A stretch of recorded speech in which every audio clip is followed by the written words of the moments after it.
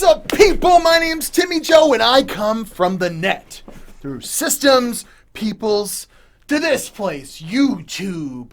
My format, to review tech and defend the opinions of whatever against I ran out. Hi there, my name's Timmy Joe. I'm making these videos about these computers. And I know it's not exactly a big computer topic, but it really is, actually, if you think about it. And I wanted to do a retrospective on one of my favorite shows growing up, the first computer-generated television show ever, Reboot. Reboot! We're going to talk about this show in depth right after a word from our sponsor. Today's video is sponsored by FSP, one of my favorite case and power supply manufacturers. Whether you want an inexpensive feature-packed quality computer case, a high-end tower-style CPU cooler, or a powerful rock-solid power supply, FSP has you covered. I have been reviewing their stuff since way before this sponsorship, and I've always been surprised at the price to performance that FSP offers. See links in the description to browse their products, available on Amazon and Newegg. I highly recommend them. Okay, yeah, so, Reboot. I want to know, right off the hop here, tell me in the comments, if you're not from Canada, is this show on your radar? I know it's like going back a ways, 1994 to 2001, but it seems like it didn't have a big showing in the States. It aired on ABC for a season or two, but there was some censorship issues, which is interesting. Like, this show has censorship issues? It's a kid's show. Well, it's actually quite an adult show. That's why. But, you know, whatever. And then, it kind of seemed like it dropped off the map in the States once Walt Disney bought ABC or something like that. It was later picked up on Cartoon Network. But I would be interested to know, do you know this show? Well, you probably know its brother, Beast Wars. The same developers did Beast Wars, the Transformers computer-generated show from around the same time. So they were using like that Transformers show to kind of bankroll their own project. And there's a lot of history here. So these Canadians, Ian Pearson and Gavin Blair, made their company Mainframe, which is aptly named because their show was centered around a computer system called Mainframe. But they started out making this music video. I should have learned to play the guitar.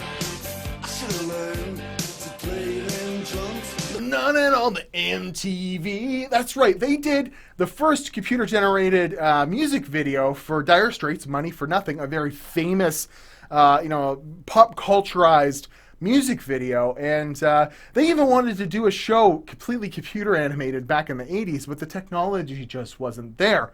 Around the 90s, early 90s, Silicon Graphics made some huge strides in the ability to render graphics and do it more carefully and quicker and generate some, I guess by today's standards, pretty rudimentary computer animation, but I mean, it works, and those first couple of seasons of Reboot don't look very great, but it's still, I would imagine this stuff would have taken hours and hours to render, and the amount of episodes they did and the work they put into, I can't imagine with early Silicon Graphics computers how long it would have took, but they stuck with it, and the show actually ended up looking very good by like the third, fourth season, and it was actually even released in 720p widescreen, and it looks fairly good, but going back to the first couple seasons, whatever. So the show centers around this ragtag group. This is from a little later on. But basically, there is a system called Mainframe, and it has like the components of inside a computer. There is a command.com, which is the Fong. He's this guy here, and it's funny because his name's Fong, but he likes to play Pong, and it's his favorite game. If you want to ask him a question, you have to beat him. But essentially, there's this like system. It was closed off from the internet. This is 1994. It's not like today where everyone's just online. You would have been dialing up, and these game cubes would drop from the ceiling. Warning, incoming game. Warning, incoming game.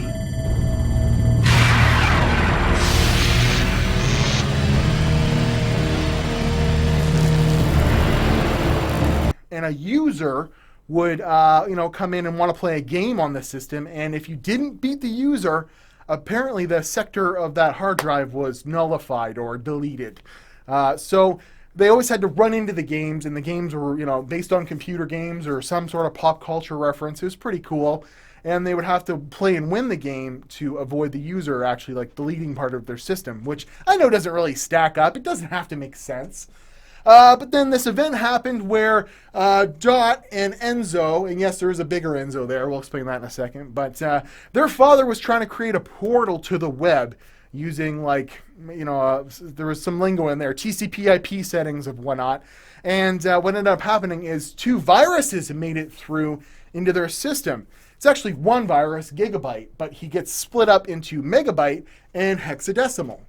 And they were like kind of the premise, they were the antagonists of the show. And at that same time, Bob, this guy here, although he looked a lot different, he looked more like this, he came into play, and he was like the antivirus software. He was trying to like stop the viruses, but he was like a very compassionate one, where other, wanted to kill the viruses. He wanted to like transform them, and he had this like good nature about him. But the first couple seasons were just like, not really episodic. They weren't really, stories didn't intertwine and stuff like that. It wasn't serialized. And they just kind of, Megabyte would get up to something, bad, and Bob would have to go stop him. And there was this like little, Enzo here. He was always getting in the way. And this show is so deep rooted in my youth because they always were talking computers. I was such a nerd at the time. They were living inside a computer. They didn't want to get deleted. They would talk about page files and cycles and binary and hexadecimal, and time was in a second was a long time because in a computer apparently that's the way it works. But I married a girl named Dorothy, and her nickname is Dot, and we have a dog named Frisket. Now, he's a black Boston Terrier pug mix, not like a Doberman Pinscher looking kind of guy, but that's how deep-seated this show is in my life. I have a wife named Dot, and that's not exactly, there's a guitar named Dot, you want to see, and my son's name is Gibson, but that's an Epiphone Dot, so there's a guitar named a Dot too, but it's kind of funny that she has a dog named Frisket, and her name is Dot. Anyways, so other characters included Megabyte. Hack. Slash. Oh, no. Come on, Buzz, I have a headache. He was the badass virus that was always looking to, run amok. But he had his lighthearted sides too, but we'll get into him in just a second. And then Hexadecimal. How do you like my new garden, Scuzzy? It holds up so much better than some of my earlier members. Who was more like just crazy and wanted things to just be crazy and wanted to spread chaos and, didn't really have an agenda. She was just there to do whatever she felt like at the time, but she would switch masks out. I don't know what her name really has to do with her character. And then at one point, Megabyte it actually is trying to stop or help the guys stop this portal from the web from some bad people coming in, and Bob seeks out his help. And he winds up double-crossing them, and he sends Bob out into the internet.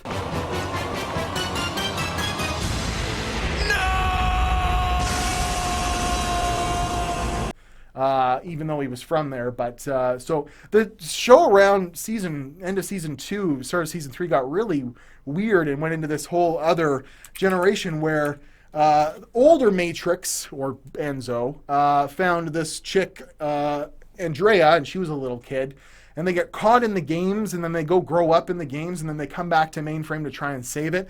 And then Bob, he had a key tool. Glitch men. That was his thing. He was a guardian, and he had this little clock on his hand, and he was able to go glitch and turn it into things like mend, and then he would close a tear, which was something that popped up over time. He would use it, kind of as a scanning tool, find out where things are. He could turn it into different stuff. There's even one episode where Megabyte decides to crash a birthday party for Enzo, and you think he's gonna destroy everybody, and he rolls up with all his minions, and then he just pulls out a guitar and starts a freaking guitar solo, and then Bob goes glitch BFG. Glitch BFG. big fucking guitar, and he pulls out the guitar from Glitch and he starts, hammering on it, and they do this thing, and then at the end Megabyte goes, I've always wanted to do that. and he gives the guitar to Enzo, and there's a lot of adult themes even from the beginning. That same episode has a weird happy birthday, Mr. President kind of deal where Dot was all over Kid's brother. Alpha numeric. Doing a sexy song, and there was some weird, because they had big boobs, and there's some sexualized stuff and some weird stuff. There's even an episode where the girls all go to a strip club, and the Binoms, who were the other little characters, they were the background characters, these guys, who are ones and zeros, I might add. There's some sexy on stage guys doing some male dancing, which was interesting. So this is a interesting show, and if you go back and watch it even now, and I'll bring up how you can. I don't know about in the States. You could always torrent it. But there was some pretty adult themes and some darkness to it, especially in the last half. And it holds up 100%. I've been watching this through Crave TV, which is a Canadian Netflix alternative we signed up for. And we just did it to, see if we can find some actual television shows on the air dates. And it turns out it's just another Canadian Netflix, so it's really bad and really slow to load. But it has every season of Reboot on it. And the minute I saw it, I was like, holy jeez, I've been looking for a high quality version of this, because I had one downloaded from years ago in a really bad quality taped off a TV. So I've been watching it from the start to finish, and it super holds up. I would definitely recommend going back and looking at it. And it's kind of the nostalgia of old computer talk, and this talk of before the internet was connected everywhere, and how everyone was running in cycles. They copy and paste that instead of repeating it, or that guy's dumb, he's got low clock speeds, stuff like that. And it's just a really, really cool show to go back and look on. So if you have any opportunity to watch this, all 4 seasons are worth watching. But, in the beginning, it's a little more kid-oriented. In the end, it's a little cringy on how, dark it gets. But it still holds up 100%. So, yeah, that about sums it up for this. It seems like it aired on ABC in the States. I'd love to know down in the comments, did you grow up watching the show? Or maybe you're just way too young to even know what I'm talking about here. But if so, I totally recommend find Reboot. Find a way to watch it. And just watch a couple episodes and you'll see, this is a show that super holds up. And it was just, a load of fun. And there's loads of pop culture stuff in it, too.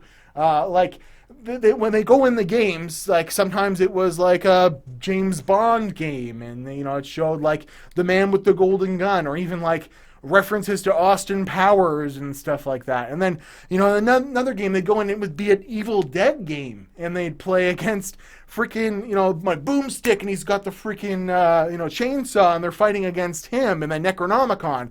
And then they go into another game, and it's a Star Trek game, or, they're driving in little spaceships, and there's references to that. So there's lots of cool pop culture baked into the show. Computer culture's baked into the show. And if you want to have a hoot watching the first computer animated television show that was aimed towards kids but had a lot for adults, a lot to offer for adults, I'd recommend checking this out. It is super, super good. So I'm at Watch Timmy Joe, Instagram and Twitter. I want to thank you very much for coming into my little mainframe here and helping me at the principal office read some read-only files about Reboot. But yeah, do you remember this show? Is this play some big part, or am I making a video that's going to get 2,000 views because no one knows what the hell I'm talking about? I don't know. I'd love to see it. But if you can help me out, I got a couple things, of course, as always. Sponsor FSP, check them out. Links in the description. There's some Amazon stuff there. Make really, really awesome cases. But for my own personal stuff, I have a Patreon. And I'd like to just please put it out there. I could really use some support on Patreon, and I don't ask for a lot. I don't give necessarily much back through Patreon like a lot of creators do, but the reason why the Patreon's so low is I was hoping I'd get a lot of viewers donating $1 or $2 every month, and maybe we could get enough in there that it actually ends up being worth it for me. YouTube's kind of a struggle right now. The views aren't there, You know, I loved making this content. I get amazing comments. There's some really nice people that have been watching my videos and giving me good feedback lately. There's been some really high-viewed videos, and I hope it keeps going that way. But Patreon, it would really help me out if you can spare some bucks. And then I did the shirts thing, like there's the GPU shirt, or This Is the Internet series of tubes shirt. If you can check out that merch, that would be awesome. If you could, you know, spare the $20 for a shirt and get a memento from TJ or Timmy Joe, that would be awesome. But essentially, the Patreon thing's the best way, or Amazon affiliate links. You know, if you're ever shopping on Amazon, just come to one of my videos. There's a link in there that you can just search from, and it will give me a little bit of payola once you complete your transaction. But I'll stop begging you for money. I want to thank you guys very much for watching. This is Guardian Timmy Joe signing out. I'm going to use my glitch key tool, boo, and I'm going to open up a tear to the internet and, you know, just spread myself like a virus through all of the tunnels and tubes. I'll see you guys in another video. Woo!